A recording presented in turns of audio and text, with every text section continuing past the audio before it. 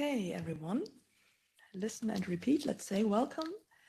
It's 1:15. Everyone is in the room. Everyone is in the digital room. And welcome, come in.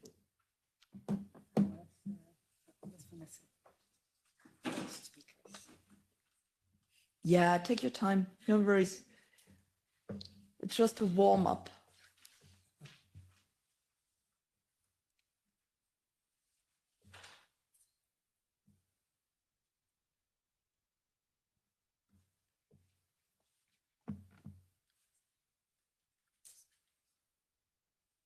Wonderful. Please take a seat. I hope that you have enough water to drink, feel comfortable.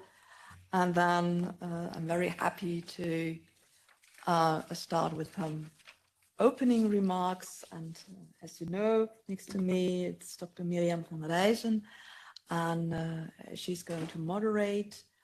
And unfortunately, I have to inform you that I have to leave in about 30 minutes. So I would like to start, and I warmly welcome you to this round table debate, which focuses on the situation of Eritrea, its impact on the region and its relationship with Europe. And our goal today is to understand not only the issues that Eritrea holds for Europe, but to shed some light on the importance of Eritrea for Europe and collectively explore what can be done in the future, including realistic options and scenarios. And here I can say some words about me. I'm Katrin Langensiepen for the Greens here in the group from Germany. We do have many people from Eritrea in Germany. I was in Israel, so we do have people from the region in Israel. And here I'm in the AFET Committee for Foreign Affairs with a focus on the region Sudan, Eritrea, Ethiopia, Tigray, of course, was an important topic, is an important topic, and that's why we are here today on that. And it's a pleasure, of course, to see so many distinguished speakers when I have an eye on the list and experts here. And I would like to express my gratitude to the Europe External Program with Africa for their initiative in organizing this event and for all the work that has been done behind the scenes. Thank you from my side for all your work you have done. Our discussion will encompass a wide range of speakers who will address the human rights situation in Eritrea, the plight of Eritrean refugees, and the far-reaching implication of the regime beyond its borders into the Horn of Africa and Europe. Migration, the issue of sexual violence, and the phenomenon of enslavement and human rights violation will be part of today's discussion. Crucial topics, especially from my perspective as a woman. The objective of this roundtable is to discuss a way forward both from a European and an African perspective. The situation in Eritrea affects not only the region itself, but of course Europe as well. Eritrea has gained international attention in recent years, largely due to the significant number of Eritrean refugees embarking on perilous journeys to Europe in their request to escape political oppression and the Eritrean indefinite national service. Proportionate to its population, more refugees come to Europe from Eritrea than from any other country. This also brings the international conflict to the outside world. Violent incidents at events and Eritrean festivals in Stockholm, Tel Aviv, Gießen, and Stuttgart in Germany are symptomatic of this issue and represent only the tip of the conflict iceberg. Despite fleeing their home country, Eritreans cannot entirely escape the influence of President Afewerki's autocratic regime. The regime Long's arm operates in both democratic and non-democratic countries. In countries without democratic systems, its impact is strongly felt as Eritreans are considered labor migrants rather than political refugees. They need valid passports to obtain work permits and are compelled to pay diaspora taxes since they rely on the services of Eritrean diplomatic representation. Transnational Eritrean institutions play a significant role in democratic states, including, for instance, Germany. Embassies and consulates, as well as community organizations, are involved in generating donations from the diaspora. Those who fled repression and the indefinite national service and were granted refugee protection are harassed by agents of the regime. This phenomenon and practice has an international dimension, and I'm familiar with similar situations in the large Syrian community in Germany, with whom I maintain close contact. Europe needs to pay closer attention here, and security authorities must show the sensitivity that matches the gravity of the situation. Regime learn from other regimes.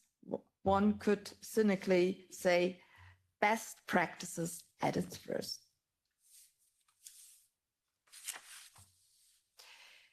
The human rights situation in Eritrea is a grave concern. Restriction of freedom of expression, absence of political pluralism, violation of religious and belief freedoms, and the national service system, often associated with forced labor, are issues that should deeply trouble us.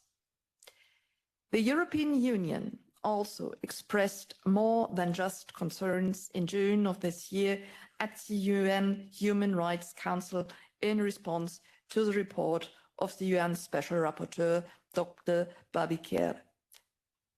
The EU underlined that the lack of progress in human rights is a problem.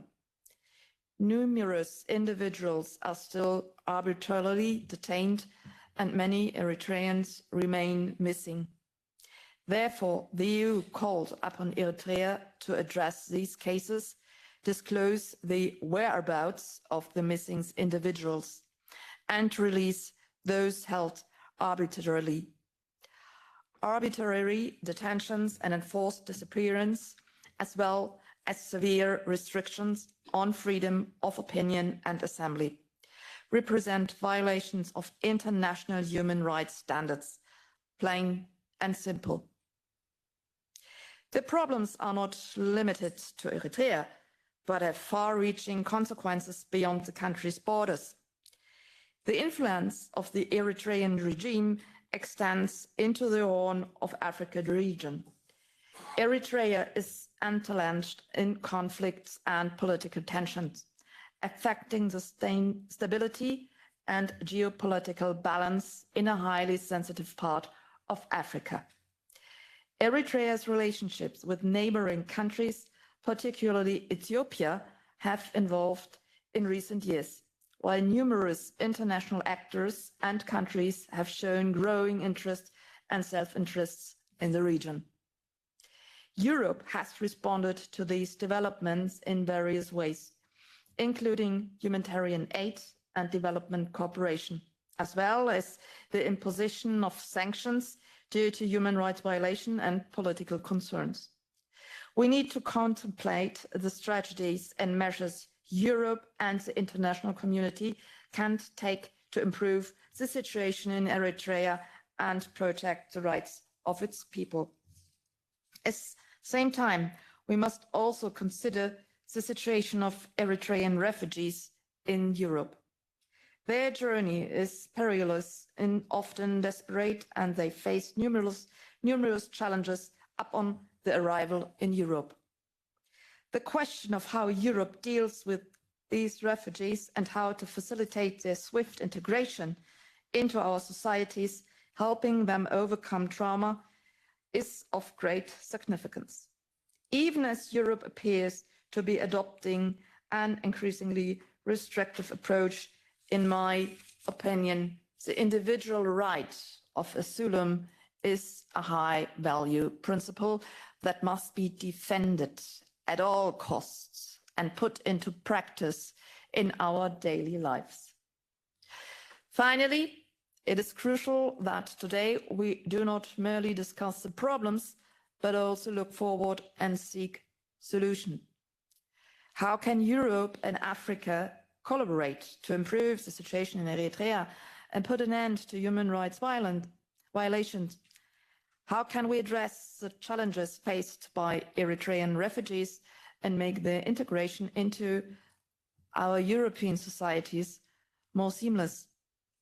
This roundtable provides an opportunity to discuss these questions, share experience, and collectively seek solutions. I thank all of you for your participation here and look forward to a productive discussion. Thank you for your attention.